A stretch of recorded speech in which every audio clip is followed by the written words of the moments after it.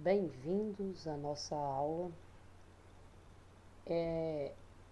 Chegando à parte final da fase republicana na, em Roma, o sistema político republicano já estava mostrando um certo desgaste. E cada vez mais os movimentos sociais ganhavam espaço nos debates políticos e nas manifestações. Os plebeus cada vez mais organizados e conquistando mais direitos. Isso, ao mesmo tempo, colocava uma forte pressão sobre a República Romana, que até então representava grande parte apenas os interesses dos privilegiados, que eram uma república conduzida pelo Senado. E esses senadores eram um grupo privilegiado. Em aulas anteriores, eu tinha falado então dos irmãos Gracos, né, que foram irmãos que tentaram implantar reformas, principalmente no que diz respeito à reforma agrária, distribuir terras, porque existia uma grande quantidade de pessoas, de plebeus, que tinham ficado praticamente miseráveis, outros tinham sido escravizados por dívidas. E o que vai acontecer? Após o fracasso dessas reformas, Roma piorou ainda mais na parte de crise política. Os plebeus, então, continuavam lutando para melhores condições. E os patrícios sempre defendendo a manutenção de seus privilégios. Então você tem aqui dois polos, né? Cada um tentando aí estabelecer uma vitória. Então, as agitações sociais elas eram constantes. Então, nessa época, começam a surgir, com uma enorme popularidade, nomes de generais que eram, na realidade, cidadãos romanos que tinham se destacado no exército e tinham uma grande popularidade, tanto pela sociedade que os respeitavam, pelas conquistas, pelas vitórias que tinham demonstrado em campo de batalha, e ao mesmo tempo esses mesmos generais tinham um poderio militar muito forte. Alguns desses generais chegaram ao poder.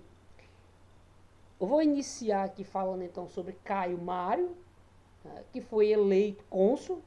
Ele era um general e a partir do momento que Caio ele chega ao poder, os primeiros atos que ele vai realizar vai ser justamente tentar diminuir a influência do Senado, porque muito bem ele sabia que o Senado ele começava a partir do momento que o cônsul, que era o representante do poder executivo de Roma, começasse a estabelecer algumas reformas que não agradasse ao Senado e agradasse mais às classes sociais mais pobres, né, como os plebeus, imediatamente o Senado começava a tramar uma forma de isolar. Então, qual foi a saída então que Mário ele conseguiu? Né? Estabelecer uma ampla reforma, principalmente fortalecendo o exército. Né? E isso fazia com que o Senado ele ficasse cada vez mais isolado politicamente. Então, Mário ele aboliu as exigências para uma pessoa pertencer ao exército ter que possuir determinados bens.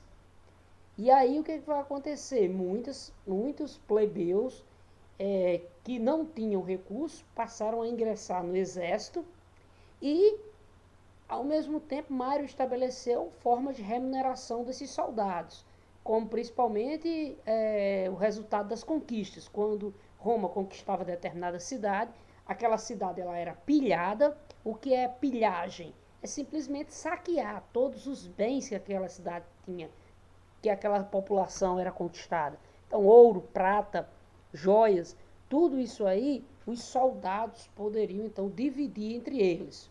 Então, isso aí era conhecida pilhagem.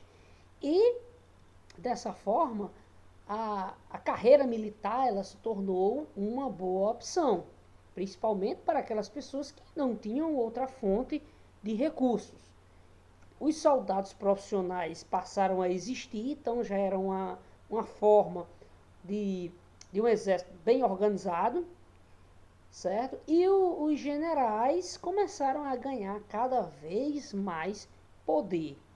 Com isso, né, nós temos aí um certo isolamento, né,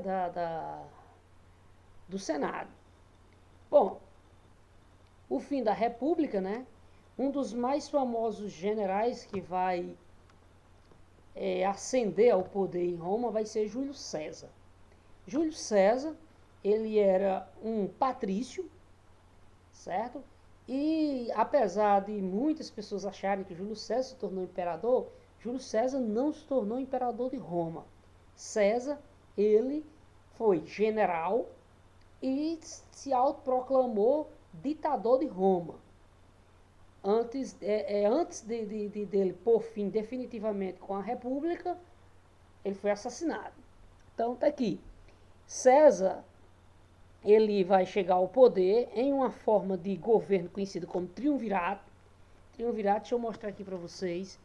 Então, o triunvirato, o primeiro triunvirato foi formado por César, o primeiro triunvirato, que era uma forma de governo dividido entre 3 generais.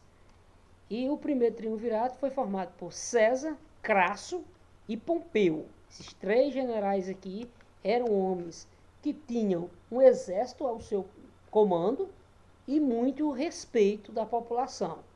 Então, o que vai acontecer, pessoal? Diante das crises sociais que vinham acontecendo em Roma, o Senado abandona aquela forma de estabelecer uma forma de governo que era conduzido por um cônsul. Né? O cônsul era aquele camarada que era o representante do Senado. O poder executivo estava nas mãos dele. Só que o que acontece? Após seguidas revoltas, e muitas vezes os cônsules eles eram afastados do poder porque estavam se identificando com as revoltas sociais. Então o Senado preferiu estabelecer então essa forma de triunvirato, que eram uma divisão, né, entre 3 generais. Desses triunviratos, geralmente, de início, você tinha ali um certo equilíbrio de poder.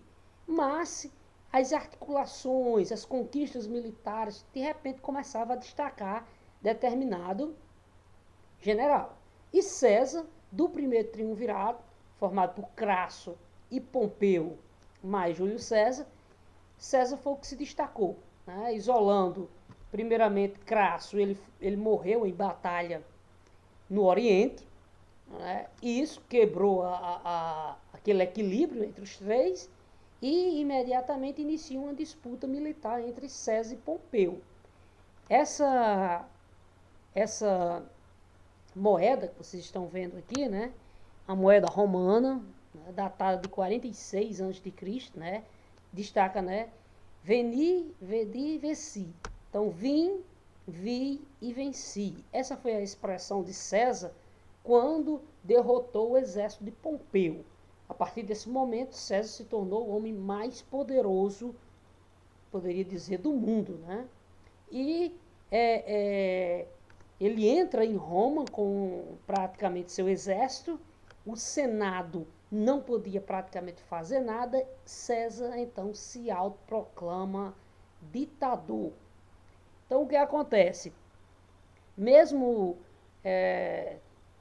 durante seu governo, que durou apenas 2 anos, César ele vai fazer, né, tomar uma série de medidas, como distribuir lotes de terras para familiares, né, para milhares de famílias, libertou devedores, que era uma das formas de tornar as pessoas escravas, fez melhorias nas cidades e além de distribuir comida, porque existia uma fome muito grande em Roma.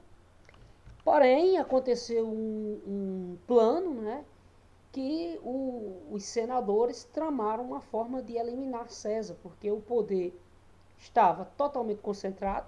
Esse homem ele tinha o melhor exército que se tinha naquele momento à sua disposição, então ele era o cara que tinha todo o poder em suas mãos. E o Senado não admitia essa forma de condução da política em Roma. Então César foi feito um plano, né, e simplesmente César foi assassinado no ano de 44 a.C. Ao entrar no Senado para uma audiência, ele foi esfaqueado por vários senadores. Né? Não foi apenas um que cometeu homicídio. No entanto, passou para a história, né, dos caras que estavam tramando a morte de César. Brutus, que era um dos seus protegidos políticos. Brutus foi o que apunhalou ele, né? Uma das célebres frases de César, antes de morrer, ele olhou e viu que quem estava apunhalando ele pelas costas era Brutus, uma pessoa que ele tinha total confiança. E ele diz a célebre frase: até tu, Brutus, me traístes. E essa expressão se tornou, até hoje, né, uma frase que é colocada quando alguém é surpreendido com uma traição. Até tu, Brutus. Bom, após o assassinato de César, novamente Roma é envolvido em um caos social. Dessa forma, ocorre uma reorganização e é estabelecido um novo triunvirato, formado o segundo triunvirato formado por só um instante aqui, Otávio Augusto, Marco Antônio e Lépido. Bom, da mesma forma como ocorreu no primeiro triunvirato, os participantes começam a lutar, né, para se destacar. Lépido tenta dar um golpe de Estado e fracassa, então ele é isolado politicamente, ele é punido, e ao mesmo tempo que o poder passa a ser disputado então entre Otávio Augusto e Marco Antônio. Dessa disputa, Otávio Augusto sai vencedor, e em 31 a.C., Otávio Augusto também, ao exemplo do seu pai César, devo destacar, né, que Otávio Augusto era filho adotivo de Júlio César. Otávio Augusto então se proclama então imperador de Roma. Em 31 a.C., prestem bem atenção, Roma deixa de ser república e se torna império. Era o fim da República Romana. A partir de agora, nós vamos trabalhar o Império Romano. Beleza, pessoal? Até a próxima aula.